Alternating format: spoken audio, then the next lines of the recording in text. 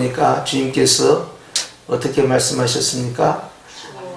주 안에서 항상 기뻐하라 그랬죠.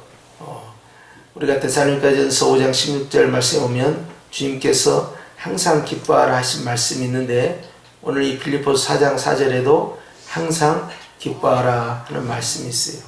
근데 여기에 데살로니가전서 5장 16절과 차이가 있는 단어가 있죠. 보니까 앞에 있는 수식어가 어떤 단어입니까?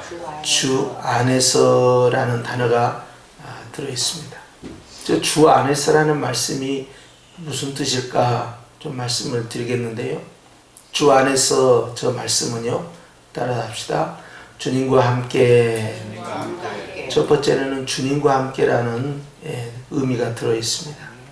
그래서 내가 기뻐할 때 어디에서 어떻게 기뻐하느냐 하는 것을 정해 놓으셨는데, 주 안에서 기뻐하라 그 말은 네가 주님과 함께 기뻐하라 이렇게 말씀하신 거예요.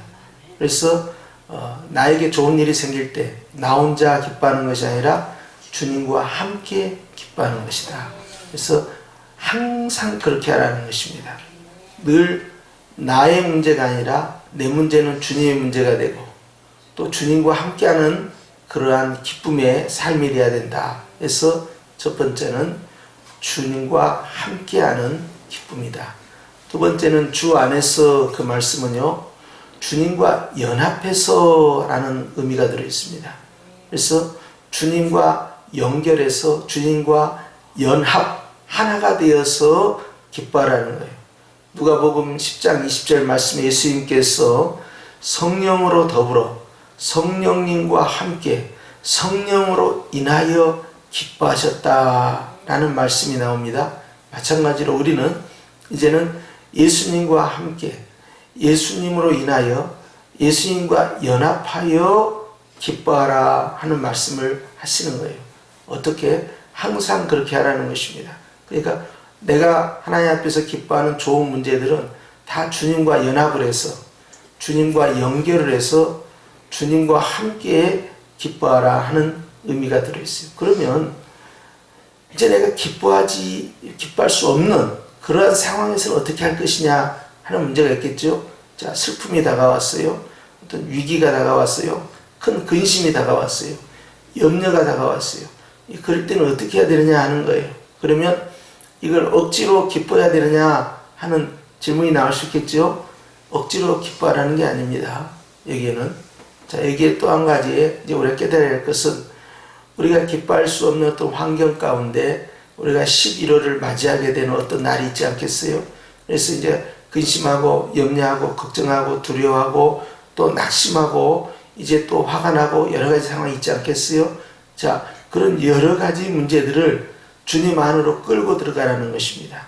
나 혼자 가는 것이 아니라 내가 가지고 있는 그 문제도 함께 주님 안으로 끌고 들어가라는 것입니다.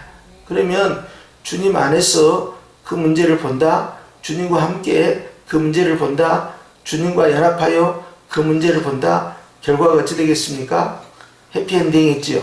그렇기 때문에 주님 안에서 주님과 함께 주님과 연합하여 항상 기뻐할 수 있겠느냐 하는 이야기예요. 그렇다는 것이죠. 바울은 지금 어디에 있습니까? 이 옥중에서 이 편지를 쓰고 있어요. 로마 감옥에 갇혀 있으면서 자기를 갇혀진 그 환경에서 자신을 보고 있는 게 아니고, 자기는 감옥 안에 있는 자가 아니라 예수님 안에 있는 자다. 그러니까 너희들도 예수님 안에서 내 문제를 봐야 된다. 즉 예수님의 관점에서 예수님과 함께 예수님과 연합하여 내 문제를 찾아보면 내가 옥에 갇힌 것이 너희들에게 걱정이 되고 염려가 되고 두려움이 되는 문제가 아니지 않느냐 하는 거예요. 그러니까 어떤 사건과 어떤 사물을 어떤 관점에서 누구와 함께 보고 있느냐 하는 것이 대단히 중요하다는 것입니다. 그렇기 때문에 바울은 좋은 문제도 주님과 함께, 그리고 나쁜 문제도 주님과 함께 그것을 바라보라는 것이고, 또 거기에 대해서 반응을 하라는 것이죠. 그래서 이제 주님과 연합해서 함께 그 문제를 직면하게 되면 기쁜 일은 더 즐거울 것이고, 이제 기쁘지 아니한 문제도 이것을 이렇게 해석해서는 안 되겠구나. 이게 보니까 전화위복이구나. 이게 상황이 겉으로는 최악인데 실제로는 이게 세상의 상황이구나 하는 것을 깨닫지 않겠냐는 거예요. 그리고 길고 짧은 것을 항상 대봐야 하는 것이에요. 그렇기 때문에 지금은 당장은 이것이 불행인 것 같지만 내가 감옥에 갇힌 것이 너에게 결코 근심의 일이 아니고 불행이 아니고 이것이 기쁨이다. 그래서 멀리 보고 그리고 깊게 보고 그리고 주님의 관점에서 주님의 그 연합 속에서 주님과 함께 이걸 쳐다보면 이 문제가 기뻐할 문제냐 슬퍼할 문제냐 하는 거예요. 기뻐할 문제이지 않느냐? 나는 환경에 갇혀있는 자가 아니라 주님 안에 갇혀있는 자다. 그렇기 때문에 너희도 그런 관점에서 이 문제를 본다면 너희가 항상 기쁨이라는 것을 실현할 수 있다 하는 걸 보여주고 다시 한번 말하느니 재차 강조하는 거죠. 그리고 기뻐할 수 있느냐? 기뻐하라는 것이죠. 그러면서 주님 안에서는 주님과 함께하면 주님과 연합하면 기뻐할 수밖에 없다라는 자신의 신앙 고백을 이 빌립보 성도들에게 강조하고 있는 것입니다.